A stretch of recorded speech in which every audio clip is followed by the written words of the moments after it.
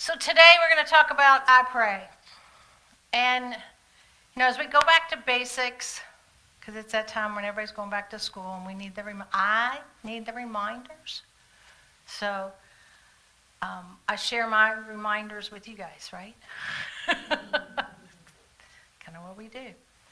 So we started with God is, that universal principle of intelligence, or what we say in unity, divine mind. Then we talked about the I am, which is that divine spark that is alive within us that creates consciousness. And then last week, Rick did a fabulous job, I heard. I haven't seen it yet, on the I think, about the ideas and thoughts and beliefs that form who we are in our self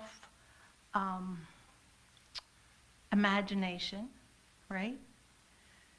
And in our world. And then today we're going to talk about prayer. Prayer is really a two-step process in unity. It's about asking and it's about listening. So I say that with intention because a lot of the times I know that I'll ask the universe, but then I forget that I got to stop and listen. Anybody else experience that? Mm-hmm. Listening is like the action step for prayer. Because if we don't get still in the silence, we don't receive that divine guidance. Also, we are not always understanding when the divine guidance is there because we don't listen often enough. So recognizing that in myself, when I forget to listen, there's usually an experience that I encounter in my life that's going to require me to sit down and listen, right? It's going to show up as an illness. It's going to show up as a challenge. It's going to show up as a person. Because I asked a question and I ignored the answer, right? Because I know everything, right? That's what I teach the kids. We know everything. When we're connected to that universal intelligence, we have all the knowledge that we need to maneuver and live life in this planet, on this earth, and at this time. What I sometimes don't do is listen for that inner guidance to help me along the path as I maneuver through life. Because that's where the answers are at. And I do get in trouble when I tell the kids, especially my grandkids, that they know everything in the universe. Pisses my kids off. Because they're like, Mom, you need to stop. And I said, well, I told you that. And they're like, yeah. And they think they know everything. And I'm like, well, actually they do. They just don't remember that they know it. And they're like, ah. But, that's a different talk. But really interacting with that with children, right? So when we're sitting, and as somebody who had the privilege of growing up in this movement, and I know that that's a blessing. So when I was taught at a young age to sit in silence, the prayer part wasn't part of that teaching, right? That part of asking, I think they just thought I knew that because I was taught just to sit in the silence, and that was the prayer. When I connected with spirit, that was the prayer. Just being in the presence of the greater intelligence, that higher consciousness of myself, was the prayer and the blessing. And from that, I received all my guidance. And I'm grateful for that because it's really helped me in my life. Prayer is the foundation of unity. That's the way I was taught to live my life, was through prayer. And for me, that prayer was in the silence. And not that that's for everybody, because we all have different learning styles. We all maneuver through life differently. But that's the way I believed it to be, and that's what is embedded in me. That's my core belief. Also, as you know, prayer is the foundation of unity. The healing powers of affirmative prayer are the real founding principles of unity. It began in the 1880s, for those of you that are new, when Myrtle and Charles Fillmore each experienced physical healings from their prayers and faith in God. Today, prayer remains the guiding foundation as witnessed by more than 2 million people, and that's probably more like 4 now because my statistic's a couple years old, annually who contact Silent Unity for prayer support. My mom's best friend, on a daily basis, calls Silent Unity. If something happens during the day that upsets one of us or we're having a challenge or something, she's on the phone calling Silent Unity. Right? That's what we do. We gather that prayer support. So, as that foundation unfolded, it unfolded because of, in the way I've always seen it, the life and legacy of Myrtle Fillmore. And I'm going to read to you a little bit of a quote that's on the website of unity.org. In the historical documents. Myrtle Fillmore's beginnings were ordinary to the casual viewer, but she was a mystical little girl who grew up to become the co-founder of a worldwide spiritual movement that influences people today. All of us are influenced by her beliefs. Her early career teaching school prepared her to teach truth principles later to adults and children. Her astonishing healing experience through prayer and the power of thought led to the creation of the global unity prayer ministry called Silent Unity. She was often referred to as the heart of unity and was known for her firm but compassionate healing letters to people throughout the world who requested prayer. And I'm sharing that today because if you haven't read Myrtle Fillmore's letters, read it. It's an easy book to read. It's probably over there on one of the shelves. You can get it online.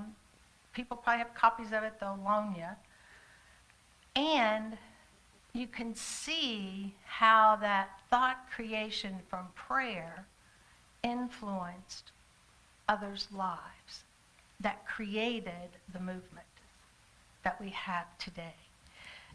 That's who we are. That's what we do. We share what we have learned on this journey in life with others. And for a long time, we've kept it a secret, right? Because I don't know about you all, but in the 60s and 70s, when I was growing up, I was weird, right? Think about it. How many people, most of you are my age, how many people in the 70s were meditating? How many were doing yoga? How many were sitting in the silence? Yeah, on a daily basis. Anytime you had a problem, where'd you go? You went to headquarters, which is right here within me, right? And so, being that we're a child, I never shared, because I tried a few times to bring people to unity. That was funny, especially back in the day. My mother's family and my Church of Christ and Old Regular Baptist. And one time I thought, well, my cousin's having a hard time. She was up from Appalachia. My mom was from Appalachian Mountains. I'll bring her to church. Reverend Judy was speaking. Well, her daughter looked at me. She was about 10. She's like, that's a woman. She can't speak in church. But I was like, yes, she can. And so when we went through the prayer and Judy walked through the prayer, I could see the difference that it made in their soul, right? you could see them relax. They were no longer concerned that there was a woman up on that platform speaking the gospel. So it really works. And even though it's scary sometimes to invite our friends and family, do it anyways. Because it's not about you, it's about what they're going to find, how they can grow. Because that's what it's really about. Prayer is about going within ourselves and allowing ourselves the unlimited possibilities of life and living. Because that's where we find it at. That's where we find the guidance on how to be in this world, especially in all the chaos that's outside of us, right? Because we all have to maneuver through it. And it's one of my reasons why we started the teen meetup the third Sunday of the month. Because we have teenagers who need guidance in how to be in this world as a compassionate, understanding, loving being. And if we don't teach it, what they're going to experience and learn outside is chaos, confusion, and violence. Right? That's not a world I want to live in. I don't want any of our children and teenagers living in that world.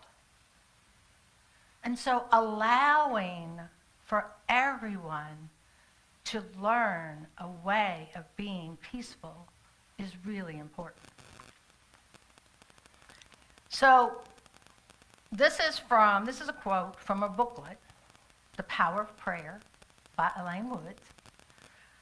She created it during our COVID experience when we were trying to figure out what to do with Zoom online services, right? And I thanked her for that. So this is a quote. This comes from that book. It's on Jesus and prayer. Throughout his ministry, Jesus incorporated prayer into every aspect of his life. He learned, he prayed, blessed, gave thanks for the food before every meal, giving thanks to the source. He prayed before and after every miracle as he harnessed the energy of the universe. And I love that quote because it's a reminder for me that I have to incorporate prayer into everything I do, even in the challenges and in the blessings, right? So when I bless my food, no matter what is on the plate, I know that I am nourished by that.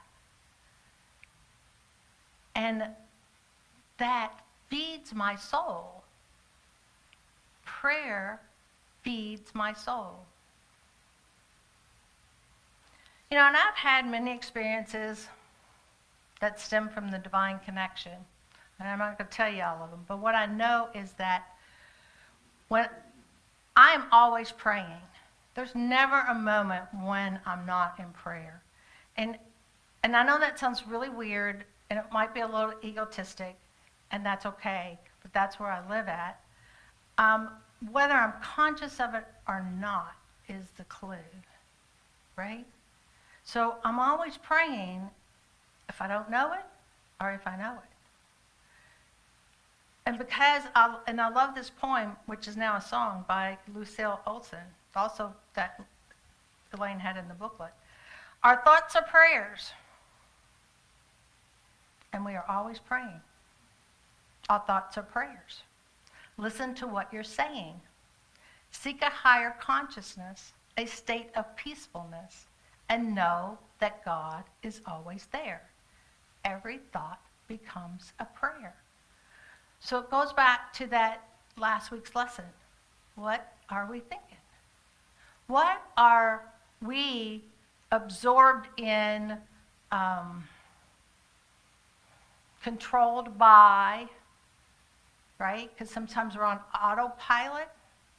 We don't really notice what we're doing or why we're doing it. Just what we've always done, so therefore I continue. Our thoughts are prayers, whether they're good or bad. That's what we're creating. I prefer to seek that higher consciousness. So, unity is my way of life. I don't know another way to walk this path. I'm always checking in with that higher power. It's not something I check off on my daily list. You know, I have my to-do list. Meditation is not on there. Silence is not on there because it's not something I check off. It's something I am. Something that is me, that feeds me at that cellular level of existence. And that's why I do it. Because it brings me a calm peacefulness within, and knowing that no matter what is the chaos outside, I'm always guided in that right and perfect step. Now, do I make mistakes? Yes. Do I have challenges? Yes. And when I make the mistakes or the challenges, I forgive myself for the mistakes when I'm aware that I've made it, because sometimes it might take me a little bit of time to recognize that, maybe I shouldn't have done that. Maybe I shouldn't have said that. Or the challenges, because that's part of the journey of life. That is what life is about. It's how we react and act, which we're going to talk about in 2 weeks, to those challenges that form our life. When I'm thrown off from my purpose, I create the chaos. And so my purpose, and this has been my purpose for a while, and I'm going to share it with you guys today. I transform through illumination, because that's what's happened through my life. As I transform and I grow, and I do it through that illumination of that higher self, that Christ consciousness, it allows me to be that higher self in the outer world, right? I don't have to play small. I can play big and be okay doing that. Or if I want to play small, I can play small and be okay doing that. But it's that allowance that I get to decide, right? And we all do. We all get to decide what our purpose is. Maybe not. We have different purposes through life, right? So I'm a wife, I'm a mom, I'm a grandma. Those are responsibilities and things that I am. And with each of those, there is a purpose. But my true purpose for me, for this I am, is to live as an illuminated being in life and to move through life with ease and grace. Now, I added the ease and grace a few years ago because, man, those cosmic 2x4s are tough. You know, if you've ever had one, I'm with you, blessing you. Because it took me years of deep prayer and meditation and a lot of action to figure out my purpose. And I check in periodically, annually for sure, to make sure it's still my guiding light, right? We have various things that challenge us through life. And if I am not being guided to my purpose, then I'm not truly living, is the way I see it. Because I want to experience life from that higher self, that higher being that is always moving in and through me. And I found that when we're grounded in that foundation of prayer and I'm connected to Source, which is what I call God, I always call it Source, ask and listen in the silence and act on the guidance, life unfolds. And I expect it to unfold with ease and grace. That's an expectation for me. Because my thoughts and actions haven't always been like that. You know, when I was in my 30s, I was challenged with life, through a serious illness, and made a conscious choice when I realized that I had created all of the chaos, because I left my roots. I left my foundation. I left prayer. I was busy, too busy to take time to be in the silence, and I paid a cost for that. And it was a cost through a health issue, a major one. And so through 5 years of prayer and healing, I finally was able to begin to live again at